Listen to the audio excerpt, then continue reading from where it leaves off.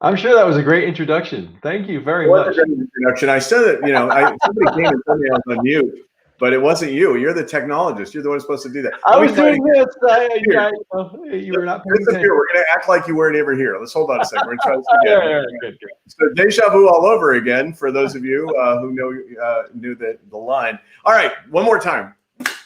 Joseph here. I'll put me on the screen this time too. We'll make it a total experience.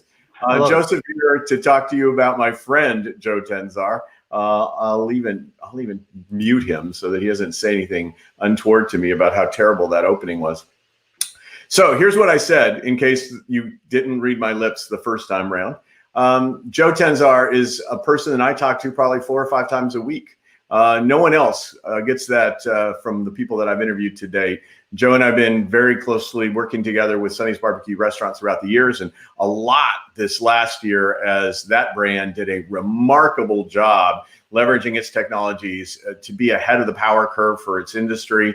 We're going to talk to Joe about his evolution as a chief information officer, and really what a pedigree in hospitality, going back to Marriott Vacation Club, moving in from there into the world of Ripley's International, being the CIO over at Hard Rock, and his work at Sonny's, and his ability to help you, if you're in the hospitality industry, come up with the right technologies that you need to position yourself for the future.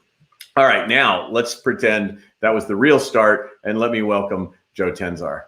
Well, thank you, Dr. Michele. It's always a pleasure, sir. Didn't I say right before this the technology gremlins were terrible? Last night I was supposed to do a live stream, and we had a tornado here right in my neighborhood. Cars got flipped around, and I kept putting up little banners that said, "When the power comes back, we'll be on." And after a while, I just abandoned the ship. So I think the gremlins live on today. Thanks so much for being here. Let's talk about that journey that I alluded to just minutes ago. The journey to technologist. When you were a kid, was this your thing? You were going to be somebody who was going to use technology to better the world? No, of course I was going to be an astronaut like everyone else. No, it sort of came from being good in math. And, if you read The Outliers, and I'm sure you have, you realize that you just become, you get put into these situations that kind of alter your life. And what happened was I was one of 2 guys that were good at math, and we got to learn computers because of that. And it was in, I would say, 1978 or 79. So it was the Apple II. It was before even the Apple IIe. So it was really, really early in kind of personal computers. And I just, took it after school. And so by the time I was done with middle school, I was taking college classes in programming and things, and before high school, and then kind of continued that on. So it was not my original choice. Architect, astronaut, fireman, whatever. But I'm glad I'm in it for sure. And again, right place, right time. Been very fortunate over the years to have some great roles with some amazing companies, and learned a whole heck of a lot.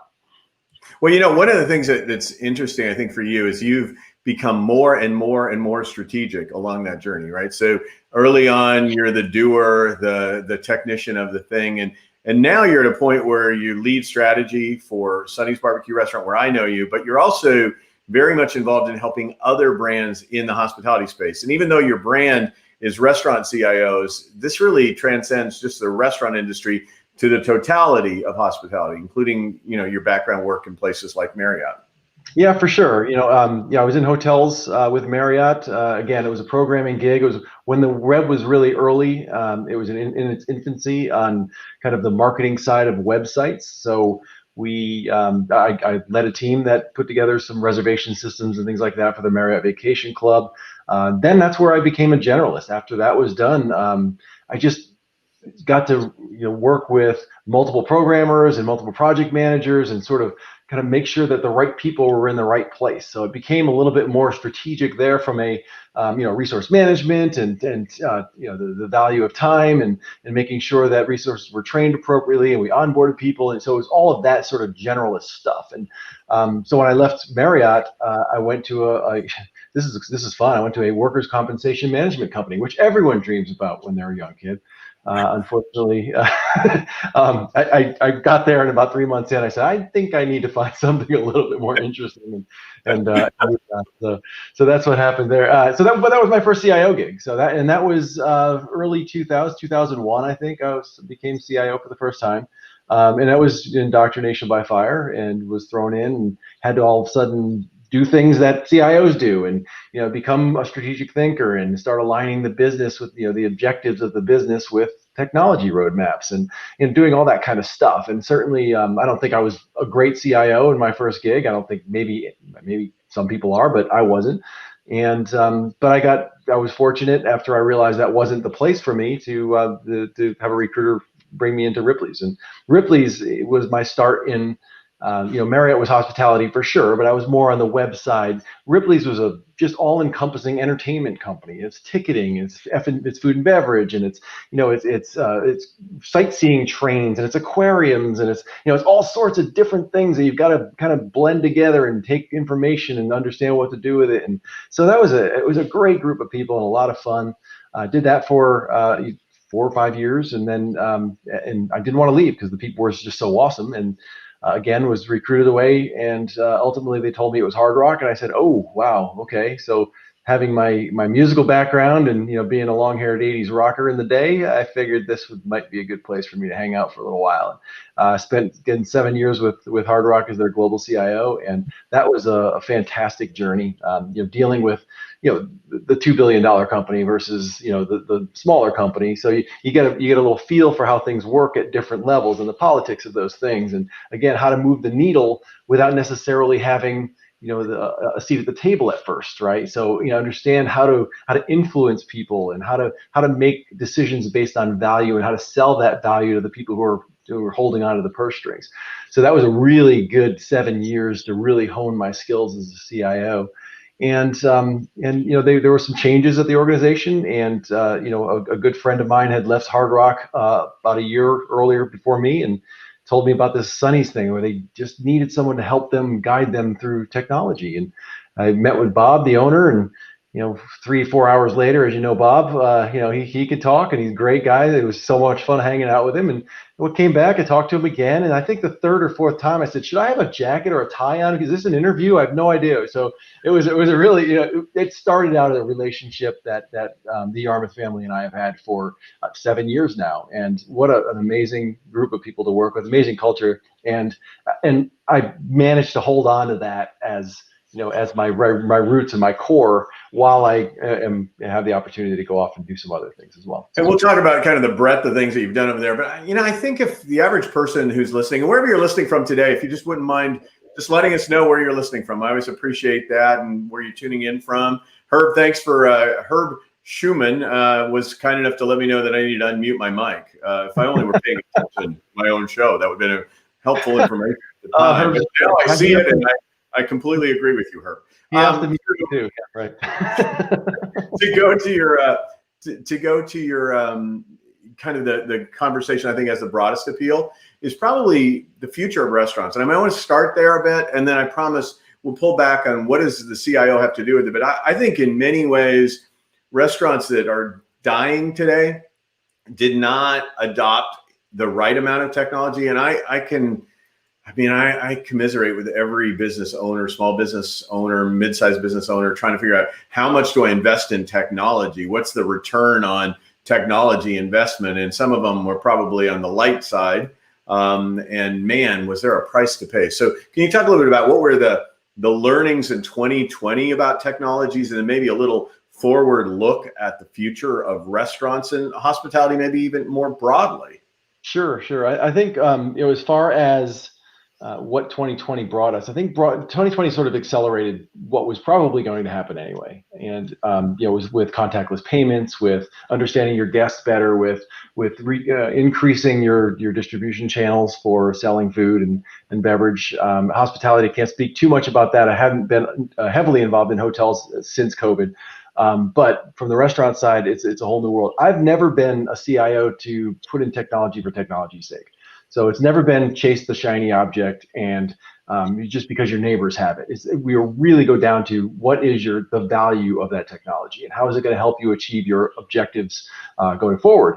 And those folks who thought about that ahead of the COVID pandemic, we're way ahead of the game. And fortunately with Sonny's, we keep talking about Sonny's, we've been building a core there for almost 7 years now. For starting with information gathering at the cloud level, and being able to share that and learn from that information, and add to a point now where we're prescribing behavior based on all of the information that we have about our guests and about our sales and about our distribution channels and all that stuff. In the future, that's going to be vital. I mean, that's going to be where restaurants survive. If restaurants don't understand their customer and the behavior of their customer, they're not going to compete against, at least long term, against their competitors. There's a lot of disruption right now with third-party delivery, as I'm sure everybody's heard about. That can be very dangerous to restaurants. And if anyone understands what happened with Amazon, when Amazon started gathering data, which is what now third-party delivery companies are doing, realize what the behavior of their consumers are, and say, for example, someone buys a lightning cable, and by the way, I see 40% of people buy lightning cables. I'm going to start a lightning cable company, and this is actually one of them. It's an Amazon Basics lightning company. Third-party delivery's got the same thing in mind, whether or not they're going to admit it or not, and some sort of have. But they're basically saying that I will retain that customer. They'll be my customer. I'll serve them your food. I'll understand their behavior. And then when I realize that they may not need your barbecue, they just want barbecue, then I'll put John's Barbecue up there as a third-party delivery marketplace. And all of a sudden I own your customer and I'm serving them barbecue, and bye-bye restaurant. So there are some dangers that that are kind of starting right now that we've got to pay attention to. The future is, there's a whole bunch of stuff we could talk about future. Distribution channels, ghost kitchens. There's a lot of buzzwords that are out there right now. It really goes back to who do you want to be when you grow up? I mean, what are the objectives of your restaurant? I was listening to a podcast this morning. The president of Bartaco or Bartaca, I forget, it's Barcelona. They got bought or something. But he was talking about they are just committed to experiential dining. They have technology, and as soon as this is over, technology's going away again. We're going to be experiential dining. We've got super high touch. We want to know our customers intimately, all that kind of stuff. They're not transactional dining brand, and they've committed to that. And a lot of people basically said, hey, you know what? We're going to change. We're going to be a transactional dining company because look, we're actually having some success in that area. The problem with that, if you don't take it seriously, or if you don't think far enough ahead on that, is you may become the third-party delivery marketplace's next acquisition, or someone else will put that food together if your food isn't as unique as it needs to be. So let me try to get in the head of somebody who's listening in, or if you share this with someone, we have some incentives for you to do that. If you know somebody who's in the restaurant industry who's really trying to figure out what's the right size technology to get them to the next year, the next month, right now, it was amazing how quickly you were able to get Sonny's to pivot to online. Online ordering. I knew you were well in that slipstream going into it, but you were able also then to help with, and it's not all you. I'm not trying to take it away from you, but in collaboration with your colleagues to be able to go to curbside dining, to be able to have the right amount of technology to manage the volume in a restaurant when there was restaurant capacity. I mean, to me, there are a lot of third-party solutions out there that a CIO has to work with. And then what I also saw happening was there was a lot of needing to work with those third parties to make sure that what they brought to the table really met your needs and wasn't some kind of out-of-the-box solution that had lots of bells and whistles, but didn't accommodate the critical urgent now problem. So can you talk a little bit about maybe how do you decide of all the things you can do? And I heard you speak to it a little bit earlier, kind of your objectives, but how do you decide on a few technologies, and then how do you get the partners to work with you to get what you need? Yeah, and it's hard because there's so much you want to do, and there's so many technologies that could do it. So it's really just prioritizing your objectives and understanding where you want to be. And like I said, when where your restaurant wants to be when they grow up. And are you trying to get through a period of time like COVID put us in, or are you trying to say, all right, what do we want to do when in 10 years down the road? I mean, do we still want to be the same brand we are? Understanding where trends are and things like that. I mean, it's the technology, I guess the key to being agile in technology is starting agile, right? Is putting the core in there, which is your transaction engine. In the restaurant world, it's called the point of sale. It's a point of purchase system that just allows transactions to take place. If that is flexible enough and open enough, then I can plug in anything I need to suit the circumstances very, very quickly. And that's what Sonny's had the capability to do, because 4, 5, 6 years ago, we implemented a system that was very open. And if you're open, it's basically called innovation at the endpoints. If I don't know what's coming down the pike next year. I don't know in 5 years what's going to happen. But if I have a way to get in and out of that system very easily, without a lot of roadblocks, a lot of friction, then it doesn't matter, right? I'll just consume the data and I will give data back, and we'll call it a day. But it achieves those objectives, whether they're short-term or long-term. But the long-term objective should certainly be to have a core open architecture to be able to allow that to occur. Well, and with that architecture was the ability for Sonny's to be competitive. So this is for those of you who don't know, about 120 or so franchise chain, predominantly in the southeastern portion of the United States. Very successful barbecue restaurant brand, highly sought after in Florida. It's really connected to the Florida experience, if you will. But it's a dine-in brand for all practical intents and purposes. Pretty good sized restaurants have been built in the Sonny's franchise, and yet, like so many others, it had to compete against really the fast casual sector. And the beauty was, because of the right technology and an agile leadership team that could pivot so quickly, they literally were competitive, very competitive, like top tier competitive with these casual, fast food types of restaurants. And that's a testament to having the vision of strategy to anticipate the unanticipatable, right? Yeah.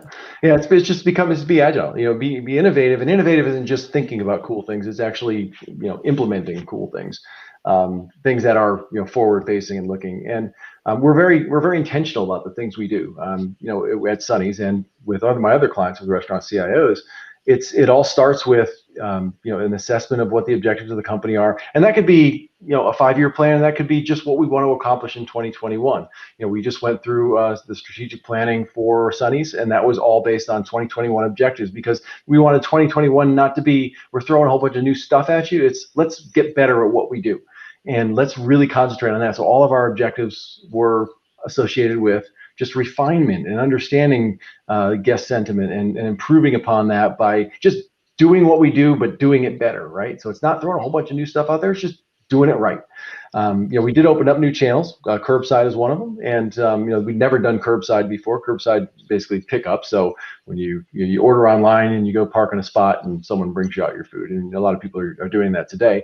Certainly, we had never done that before, and we owe a lot of the success of that whole period of COVID to that. And it was a tough pivot. I mean, it's a tough operational pivot. How you deal with taking people's payment. Well, a lot of these people paid online, but some people just parked outside and we ordered out there and then take a card inside. So there's a lot of stuff we had to solve immediately, and we were able to do that pretty quickly.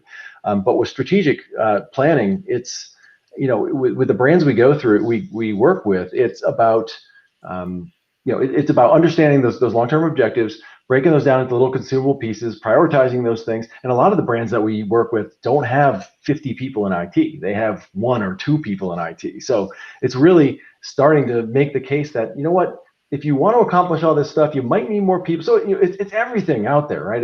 It's security, and it's network. It's the stuff that's not fun, and then it's the bright and shiny things like online ordering and contactless payments and loyalty programs and all that kind of stuff. So you've got to understand that sometimes you can't get to the fun shiny stuff until you shore up some of the other stuff. And so that's let's step away from Sonny's for a minute. Let's imagine that I reach out to you at Restaurant CIOs, and how big do I have to be? I'm probably not big enough to have my own CIO in-house, right? Right. Or if I did, I somehow think I'm going to have a more cost-effective option to engage you. So I guess I want to take that whole thing, like, what's the right size client for restaurant CIOs?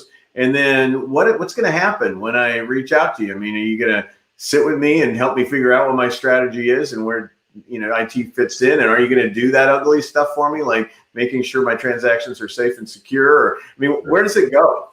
It can go anywhere. So the size company is, you're right. It's somebody who probably realizes that either they didn't perform as well as they thought they might or should have, and or someone who says, they're maybe a fledgling brand that now has, let's say, 15, 20 stores and is really going through this growth pain.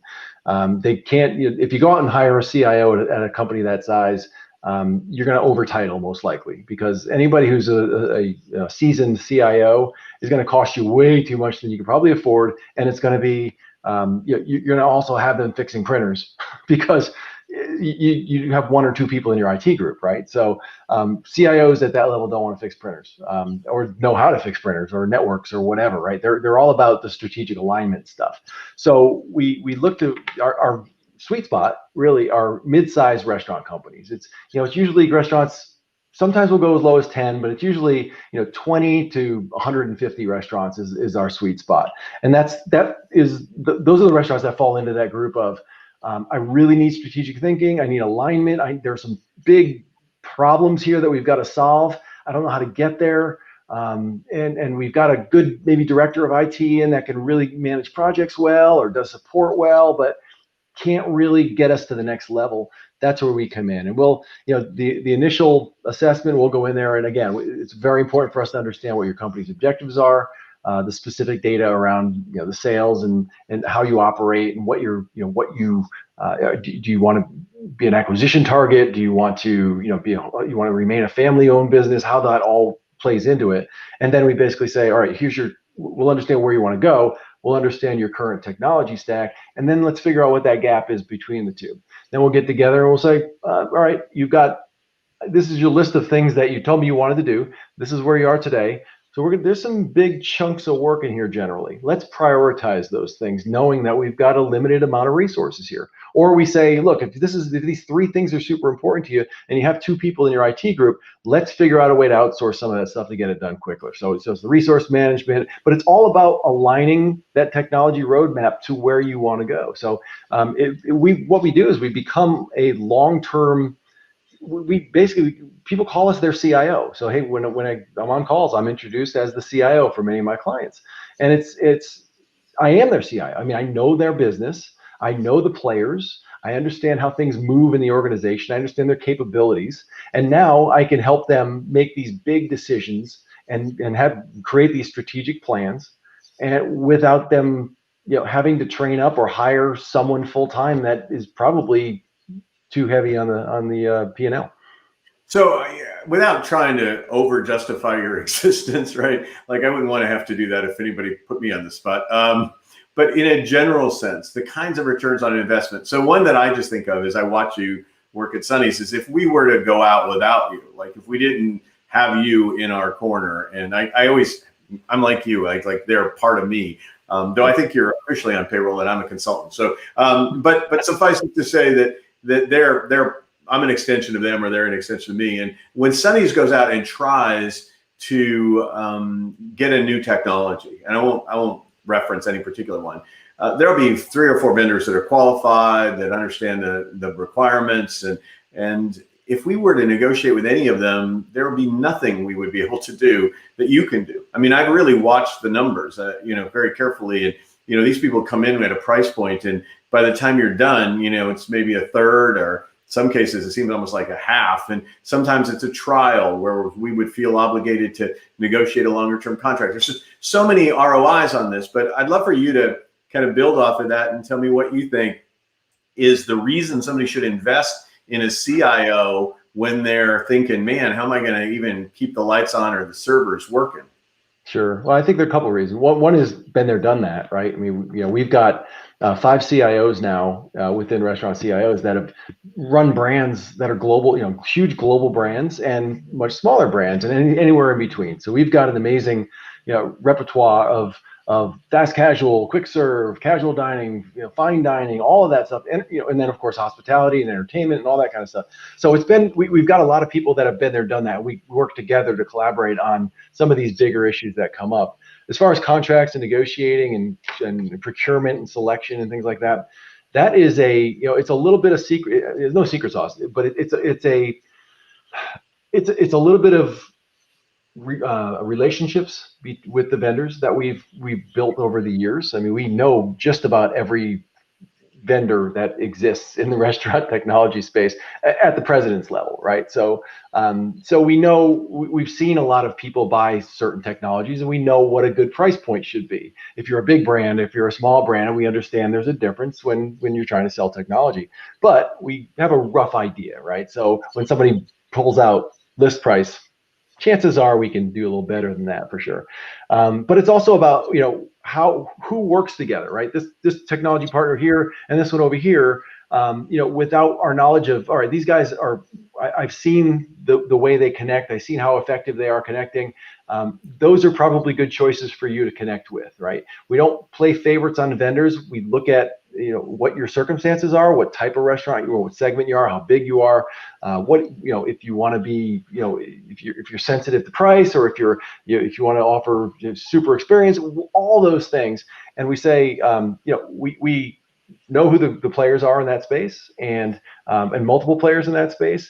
If you want to go to a full RFP and 6 months of making sure that we're making the right decision, in some cases that makes perfect sense. Other times we'll say, look, there's only 2 people in the world that do what we're trying to achieve here. Let's have a demo of both of them. I've seen them both work. I think either one would be great to you. Which one would you prefer? And let's just pull the trigger on it. So it could save months and tens of thousands of dollars that way. Which, again, given the way things have been moving with consumer behavior, that ship could have sailed by the time you pull the trigger on it. And then again, not having a guide, you can be lured into some really cool demos that don't necessarily manifest on the backside. In fact, I'm on a board of a technology company where we're just trying to solve for the fact that implementation times are a bit of a challenge. So we've got to get that lined out, right? And you wouldn't necessarily know that when you see the demo, right? So there's a skill and an understanding of the players and the reputation of the players, and there's just so much to this that I think sometimes we think we can do it on our own or without the investment, and the learning costs are way too high. Yeah, I mean, there's you've got to understand the company, the viability of the company long term. You've got to understand what their support arm looks like, what their how well they're financed. If they're if they've got 3 engineers and 600 salespeople. I mean, all of those things you have to understand before you make a decision like this. You call customers. We've got a lot of customer clients, so we've got a lot of those. But a lot of cases, if you don't have the ability to to tap on another CIO across the hall, you basically have to go out and call the references, and it takes a while for that kind of stuff. And they're going to give you the best references, but you got to seek out people that are on their system that may not be on their vendor list or on their reference list, because those are the people who are probably going to give you the best information. So not everyone who's going to view this is going to have a restaurant of 10 to 140 restaurants in their chain. So let's talk about something we all have in common. We all like to go out to eat, though that's been a little bit more challenging in 2020 than it has ever been before. What's 2021 and beyond look like from a person who spends a lot of time imagining the world of restaurants, at increments of time out on the horizon? No one's going to say this in any certainty, but there's certainly some habits that there's some trends of off-premise dining has become a thing, right? It's been a thing, but now it's a thing for casual dining, right? And Sonny's at one point we were in the 99th percentile of casual dining because we offered food in a different way. Now, does that mean that Sonny should all of a sudden give up their dining rooms and now go complete off-premise? No, not at all. But it's going to be a particular part of our business going forward for sure, because now our customers, because they've gone through this period of time where that's the only way they could do it, they may choose to continue to do it. And a lot of restaurants are going to be in that situation. I think ultimately they're going to be, there's so many variables here. And on my strategic plan next year for Sonny's, I have, I think 10 or 12 models that we're going to be building on. What if, people don't go to commercial real estate anymore and they stay close, they work from home? Where should you put restaurants then? What if people migrate from cities to rural because of infections? There's a lot of things that go into this. If people are in a metro market and they live in a metro market, real estate's super high. That's where ghost kitchens may or may not make sense, right? So you put the financial models together for that. I think ideally, and again, I love referencing Amazon because retail, especially online retail, it seems to be a really good predictor of what happens in some of the other industries, certainly consumer-facing industries. And I think restaurants are one of those. So where I reference the Amazon Basics cable that they now control, third-party delivery companies are going to be doing the same thing. But I also think that some of their distribution methods are going to be followed in the restaurant world for heavy concentrations of people, whether that be residential or commercial, where you'll have smaller footprint stores, maybe delivery only stores, and these are what ghost kitchens are today, right? So you may or may not have heard this term ghost kitchen or virtual kitchen or dark kitchen. They're all sort of the same thing, but in essence, they're either taking advantage of space that isn't being used as a kitchen,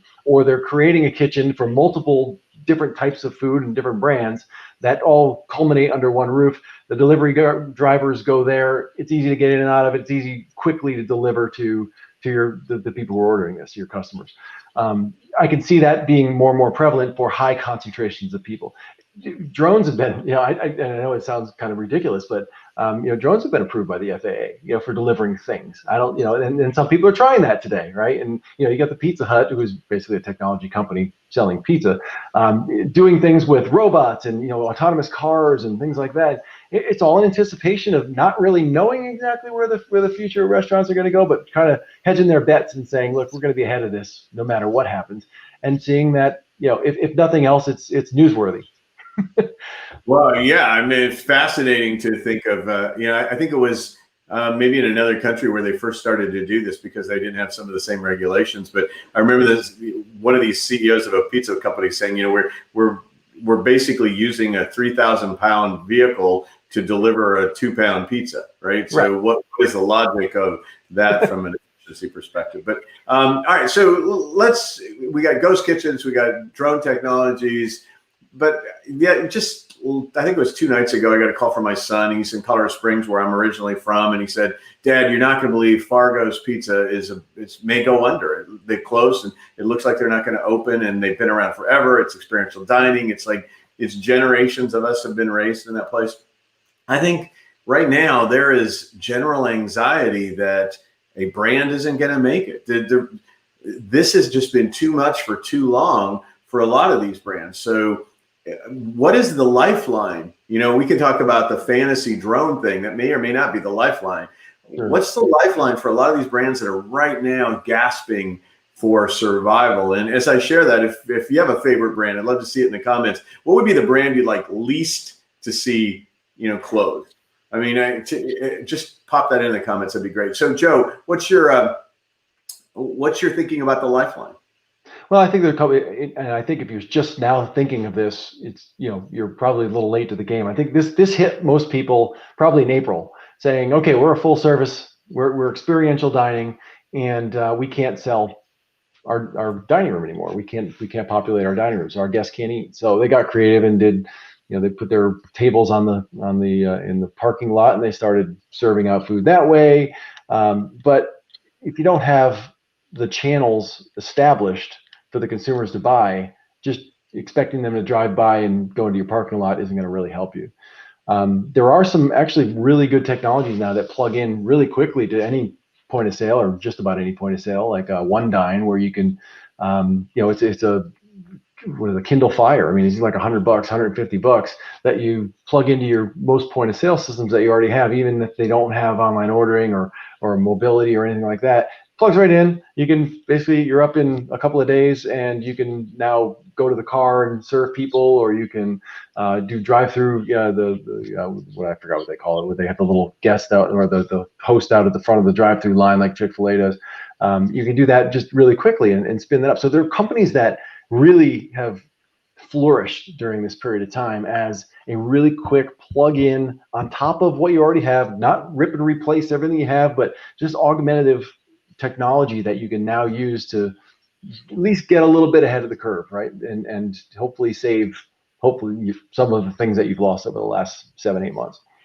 I talk a lot about the valleys to rallies, in history. Whenever we've hit these valleys in any industry, there seems to be a rally on the backside. And it's kind of tragic for those who fell into the valley and never came out. But for a lot of other folks, the marketplace has changed, right? So as there is a thinning out of some of the restaurants, there is opportunity, because people at some point are going to be going back into restaurants in full force, right? That's inevitable. And with the vaccine on the horizon, as we share this meeting today, I mean, it seems that it's inevitable that if you can figure out how to be relevant to a future consumer, you may have less competition to sort through to get those consumers in your door. Yeah, but it's thinking of all of the things, and being quick to make sure that your guests feel safe and secure, and all of those things are becoming real table stakes, right? Make sure you clean the tables when you're supposed to, always wear your mask over your nose, air filtration, all sorts of things like that.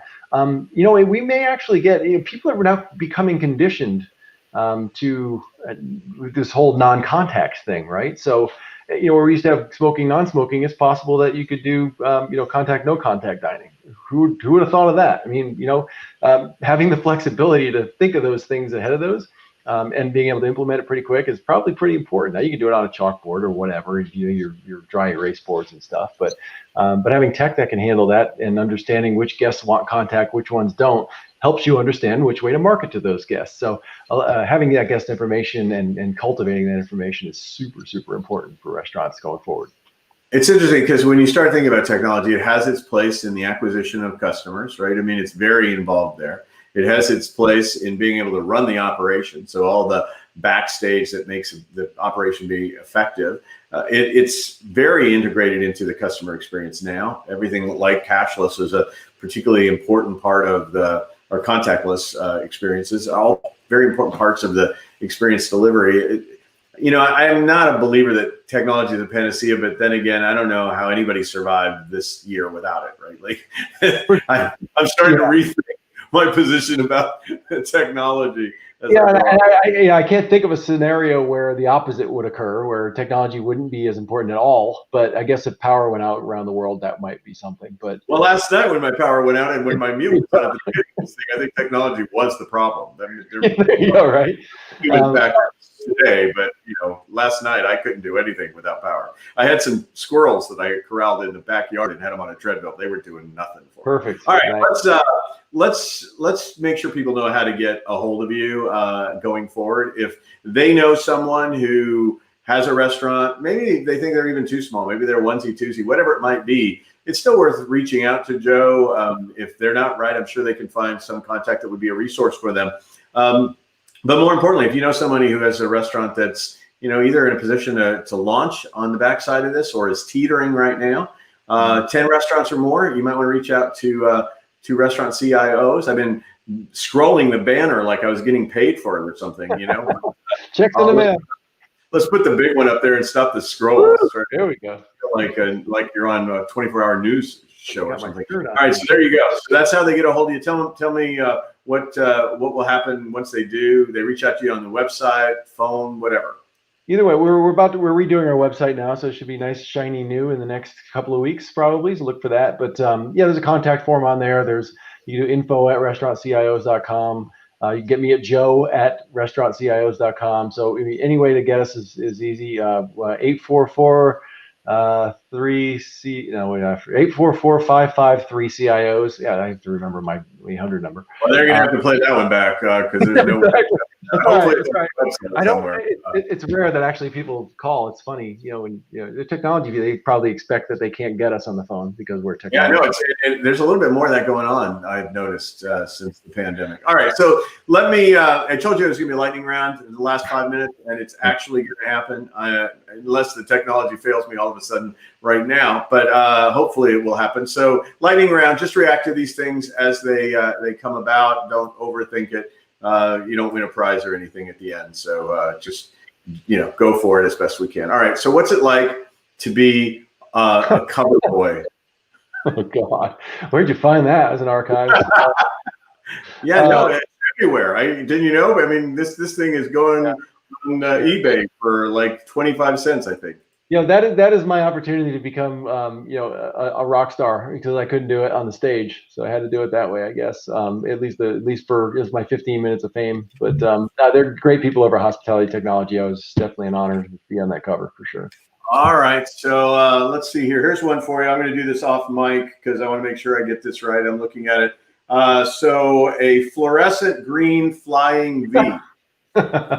Yep, that way I did mention I was a long-haired 80 rock and roll guy, and that was my guitar choice. Played lead guitar in some 80s bands, and I had a fluorescent green flying V. I wish it was in this room, but I would show it. But it's. I believe you. I truly believe you. So let's go Monocle or Google Glass. I have them both. I generally use the Monocle more, is because I honestly I was tired of carrying glasses around. I'm blind in one eye, so I wear a contact in one eye. So I always end up winking at people, and they get a little squirrely about that. So I do wear this on occasion for reading, and people always ask me, "Is that a Monocle? What is that?" It's funny, just the reactions you get from it. But I do have Google Glass, and I use that for half a week, and now it's packed exactly as I got it, in its box, up on a shelf, and I'm waiting for the day when I can sell it for $1 million. Now there is strategic technology. Put it in the box and wait for it to become such a valuable relic. We all kind of got a little excited about that one. All right, let's Boy Scouts of America, just Boy Scouts in general. Yeah, I was a Cub Master. I was a secretary. I was a pack liaison. So yeah, I have two boys. One's now 15, one's 13. Unfortunately, they didn't want to go onto the the Eagle Scout route, but they were both really heavy Cub Scouts, and I loved being a Cub Scout leader. It was a lot of fun. I like camping and things like that. I like being dad jokes, all the things that Cub Masters need to do. I didn't know the last one was a requirement of Cub Master. All right. I would just say rocking chair looking at the lake. Oh, yeah, that's right. Well, we just recently moved, so very blessed to live on a little lake in a tiny little town outside of Orlando. And sometimes I'll do calls out there because it's such a peaceful little place. So this is our place. We're hopefully going to be here forever. So we tried to build it right. Good luck. Well, good. That's what the Chief Strategy Officer, currently titled of Sonny's, should be all about, is the ability to build it right, and to build it into the future. Thank you, Joe, for really. I'm sad that my introduction was a little bit muffed up there, because I do think I came from the heart with the magnitude of impact you've had on that particular brand, Sonny's. It has been a delight to work with you. I mean, it's not only, there are people you work with and you just know they're smart, they're wicked smart, and you envy their intellect, and you know their subject matter expertise. But you're not one of them. Go ahead. Yeah. But then there are those who have all that, and they have the ability to just be gracious and engaging. And so I thank you for all of that. Hey, I will leave you with that. And for the rest of you, I just want to let you know that tonight we're on this, assuming we don't have a tornado and I take myself off of mute, we will have book launch day. We're doing 12 days to the launch of Stronger Through Adversity. Sonny's has a big play in this book, as a matter of fact, a couple of references to their incredible story. Tonight, though, I'm going to play a clip from Tony Hsieh, by the way. Tony, who I've known, it's always hard to talk about him in the past, who I knew when I did the Zappos Experience book. He wrote the foreword to the book. He and I worked together. He ended up Delivering Happiness. I waited on delivering my book to the marketplace so he could have a clear run at it. And so anyway, as many of you know, he died around Thanksgiving this year. I interviewed him right before he left Zappos, and I include him in Stronger Through Adversity. So these are never before seen clips of Tony Hsieh, kind of green room backstage stuff. It's going to be on 5:45 tonight, unless we have another tornado, which I'm knocking on wood. It's not going to happen. Even if it is 2020, we're going to carry this stuff on until, the 23rd is when we get done with the 12 days of book launch. Some pretty amazing guests are going to be on in the near future. Martin Lindstrom, Carmine Gallo on the Thursdays. Martin is the king of sensory marketing. He is the bomb. And his new book, The Ministry of Common Sense, is coming out. Carmine Gallo, who has written books about communication styles of great leaders, including Talk Like Steve Jobs. Really great folks. So we look forward to having you join us for either tonight through the 23rd on the 12 days of book launch, or every Thursday, 12:30 to 1:15. If you want to forward this to someone, please let me know. And in the process, if you do forward it to someone, I'll be sending you a gift card to one of my favorite brands, hopefully yours as well. So just forward this on to somebody who has a restaurant, and then tell us that you did it, and show us in the social where you did it, and we'll get your information and send you a gift card. Thanks so much. See you soon.